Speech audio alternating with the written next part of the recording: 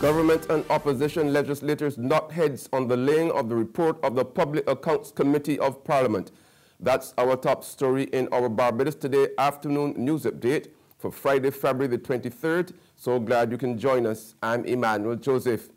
An attempt by chairperson of the Public Accounts Committee of Parliament, opposition leader Mia Motley, to lay the committee's report for 2013 to 2018 came to naught today.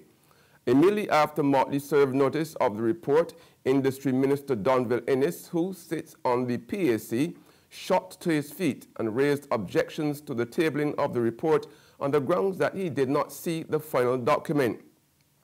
Now, he claimed he was not duly invited to a meeting on February the 19th when the final report was laid. And there obviously was a naked haste on the part of the chair of the PAC to wrap this up, to have a meeting for 11 hours on a Saturday. It's wrong. The chair of the PAC, simply recognizing that the efforts are on to prepare a final report for submission to Parliament, ought to have ensured that all members of the PAC, all members, senators, lower house members, whatever, ought to have been duly notified. In response, Motley strongly denied Ennis's claim, insisting that all members were fully aware of the meeting. She disclosed that members of the government, with the exception of Ennis, have not attended a meeting of the PAC for more than a year. Motley insisted that she followed the correct procedure for serving notice of the report and questioned why there was debate on the matter. But the reality is that he knows that he received notice of the meeting on the 6th of February, for the 9th of February by email, as did every other member of which the government has the majority on the committee. Secondly, they chose not to attend. Thirdly, the honourable member for St. James South was the only member who gave an excuse and said that he would be late, but did not attend.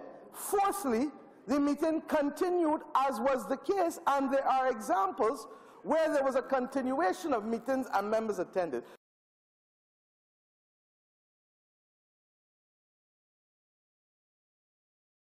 So I am saying to Your Honour, the Deputy Speaker, that the clerk should prepare a report for whenever this report is moved, such that the clerk can have that report circulated to all honourable members of the Honourable House of Assembly.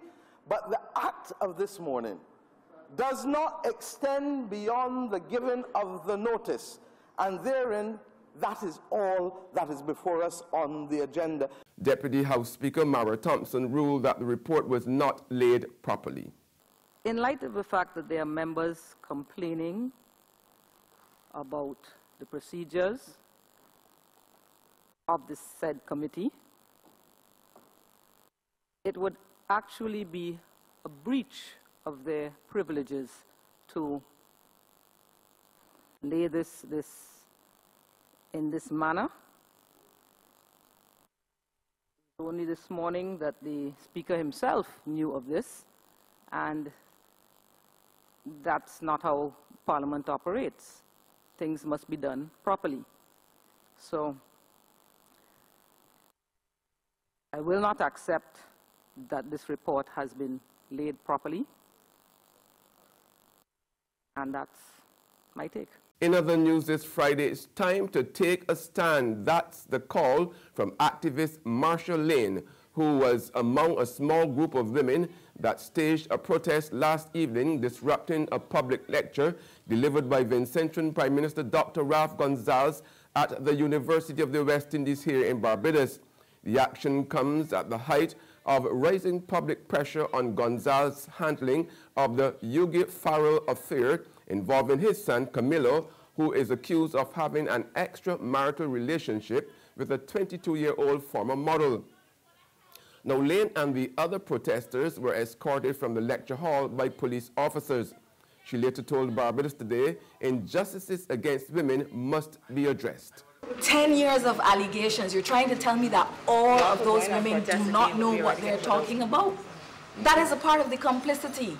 That is a part of the problem. 10 years of allegations later, we are still trying to pretend that we don't know that something obviously is wrong. The Barbados Workers Union has not rubber-stamped the much-touted Barbados Sustainable Recovery Plan 2018.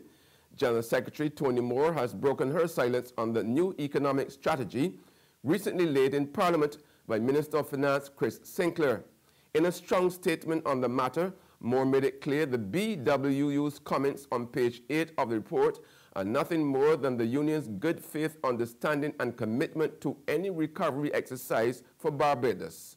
The Executive Council of the BWU does not wish for anyone to be misled into thinking that the statement made by us on page 8 of the Barbados Sustainable Recovery Plan is anything more than this union's good faith undertaking and commitment to any recovery exercise for Barbados.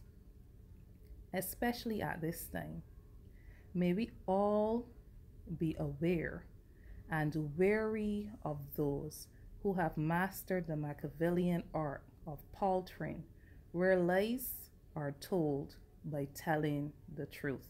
There's regional and international news after this short break. Speak to you in the most expeditiously and bombacious manner. AgroFest 2018 is here, so why are you procrastinating your physiognomies? Go and get your tickets now at all the approved box offices. And listen, the ticket prices have been reduced. Dolly, Dooksy and Dan can be there, so why not you? AgroFest 2018, you farming the future. And as the young people say, AgroFest can be lit, AgroFest can be chopping. AgroFest got me so excellent.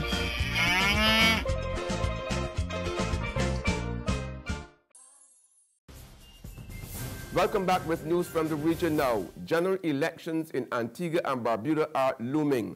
Prime Minister Gaston Brown has served notice that the poll, which is not constitutionally due until June next year, will be held within a matter of weeks.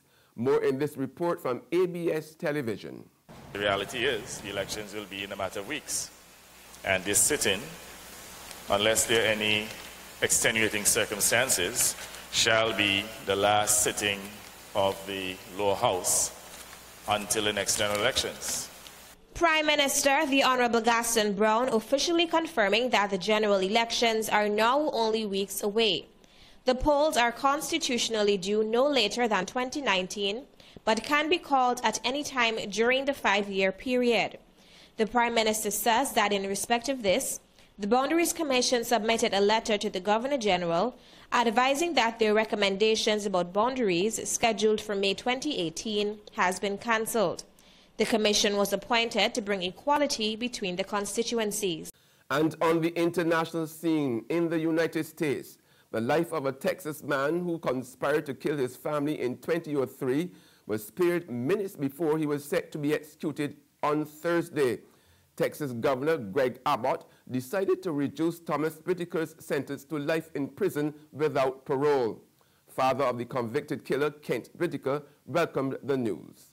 We got quite a celebration going on when we got the news. But I wanted to thank everyone. In particular, I want to thank the governor for doing the hard work to review this unusual case and give it the extra special time it took to reach a good decision, and he did make the right decision, and we're very grateful for that. And that's news, but for the very latest, visit our website at www.barbadostoday.bb. You can also subscribe to our e-paper, email updates, or like us on Facebook. We are also on Izumi Media in bus terminals, as well as Screenplay at supermarkets and gas stations near you. You can also hear us on Mix 96.9 FM. I'm Emmanuel Joseph. Have a fantastic day.